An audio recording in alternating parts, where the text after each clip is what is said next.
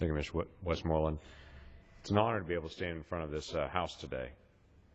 We'll talk about families that are all across America right now struggling with their own finances.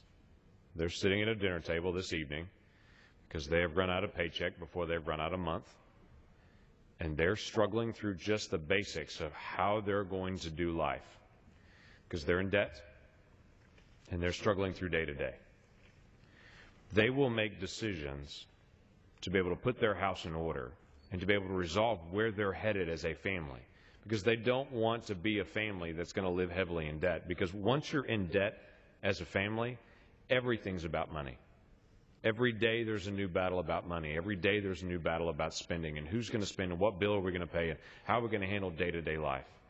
Well, the hard part is that's where we are as a nation right now. The House and the Senate and the President, we continue to argue through things about money. And every week it seems like we're fighting a new fight about money. Because guess what? We're $16.5 trillion in debt. For 5 years in a row, we've overspent the budget by $1 trillion a year. And there's no end in sight. We've come to a day that we have to resolve, how do we get out of this hole? How do we fix this? Let me give you a quick history of how we actually got here. In 2011, the House and the Senate and the White House all agreed, if we're going to have a large debt plan to get us out, at that point a debt ceiling request of $2.4 trillion, we had to have, with that extension of the debt ceiling, also a plan of how to reduce spending by that same amount or more, so that we didn't just infinitely continue to increase debt. So the plan was made to cut $1.2 trillion over 10 years. And then there'd be a second tranche of $1.2 trillion again to reduce spending. We couldn't come to an agreement on that. So Jack Lew, who was the President's Chief of Staff, came to Harry Reid and said, here's our suggestion. Do a sequestration. Harry Reid rejected it initially. And then Jack Lew came back to him and said, well, what if we do half of it in defense spending? So an automatic across-the-board cut. If we can't find a way to reduce spending in other ways, we'll just do an across-the-board cut with half of it in defense and the other half of it from other parts of the budget. Harry Reid agreed with Jack Lew, the President's Chief of Staff, and the President's plan then went to the Senate and came to the House, where begrudgingly we all agreed, because none of us wanted to see this. I don't believe that the White House wanted to see sequestration as well. But this plan that was put in place, the House, the Senate, and the White House all agreed to, was to find some way to reduce spending by $1.2 trillion in long-term spending. The first option was the Select Committee, the Super Committee as it was called. Obviously failed in its task. Shortly after that, the House of Representatives said that the Select Committee has failed in its task. We cannot have sequestration. And so in May of last year, the House of Representatives passed a replacement plan for sequestration, so that we would not get to this point.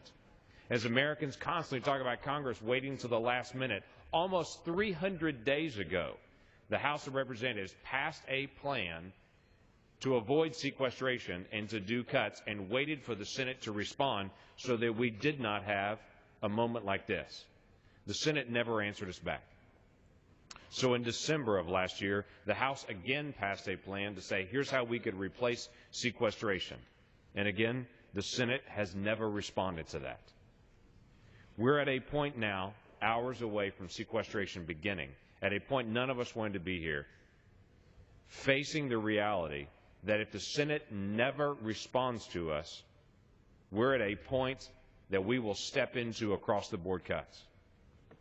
When that occurs, half of those cuts being in defense, and a very severe cut after there was already a $100 billion cut from defense 4 years ago, then $500 billion cut from defense 2 years ago, now another $500 billion cut in defense. Defense is carrying a very disproportionate number of cuts in this administration. We've got to find a way to be able to stabilize all of our programs and to do smarter reductions of spending without having this huge hit. We've got to be able to learn how to be able to plan ahead, both in the House and the Senate. Why must this be done in the first place? That's the challenge. We have individuals that look at programs that are some of their favorite programs and say they're going to face an 8% reduction in that program this year, and there's going to be a spending cap so they don't have infinite growth over the next 10. And they look at it and say, why does it have to be that way? Well, I can tell you why. Because we are facing a debt crisis That is not just something for the next generation, it's now. 2 weeks ago, the Congressional Budget Office released its report on the status of America and where we're headed on current law and what happens now. In that report, it detailed that right now we pay $224 billion a year just in interest. CBO 2 weeks ago released their report and said on current path, we will pay in interest $857 billion a year just 10 years from now. So where we have said in the past, for our children, they're going to have a crushing debt, it is now this generation, because debt continues to accelerate. $857 billion, ladies and gentlemen, is larger than what we paid for the entire war in Afghanistan. We will pay that each year just in interest payments, just 10 years from now, if we don't get a handle on this. That's larger than all defense for a single year. That's larger than all Medicare. That's larger than all Social Security. $857 billion in interest alone is by definition unsustainable for us as a nation. We cannot afford to do that. We have to deal with our spending. So how do we get on top of that? Well, the President's proposal is, well, let's just raise taxes on a few people. Well, guess what? The President got his tax increase in January. As of all the reports that are coming back in now, 2013 will bring in the largest amount of revenue in the history of the country to the Treasury. We'll have no year in our history will bring in more revenue than 2013, and yet the President's proposal is we need to raise taxes again to cover that. Well, one of the tax increases that he recommends is to just raise taxes on energy companies. Just find energy companies and raise taxes on that. His proposal will raise another $4 billion a year from energy companies. Well, there are a couple problems with that. One, that's a great way to raise gas prices again, as this administration has done so many times in some of the regulatory schemes that have happened to watch gas prices continue to trickle up. It is one more shot to do that. And the second part of that is, it's $4 billion. We have over $1 trillion in deficit spending. That does not solve the problem. We're overspending $1 trillion a year, and we're spending more than $1 trillion than what we did just 5 years ago. It is obvious, with the highest amount of revenue in the history of our country coming in, we're spending more than $1 trillion more than we did just 5 years ago. This is a spending-driven crisis. Well, we have to come to that moment. Well, gentlemen, for 1 second. Yes, I would. We borrow about $4 billion a day. We spend roughly $10 billion and borrow about $4 billion. So right. this energy tax would just really keep us from borrowing for one day. Right. And it would drive up the cost of gasoline yet again for all Americans. This doesn't solve the problem.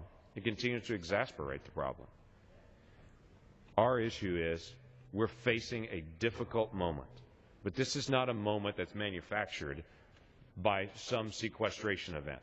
This is a moment that has been created by overspending year after year after year, and now the acceleration of debt and deficits and interest payments each year is climbing so quickly that if we don't get on top of it soon, we will not be able to get on top of it in the days ahead. This is not just a manufactured short-term crisis. This is a serious economic crisis for the United States, and if it's a serious crisis for us, it is a serious crisis worldwide. We have the responsibility as the largest economy on the planet to be responsible with our finances and to get our economy back on track so that the entire world's economy can begin to get back on track. And with that, I yield back. I want to thank the gentleman.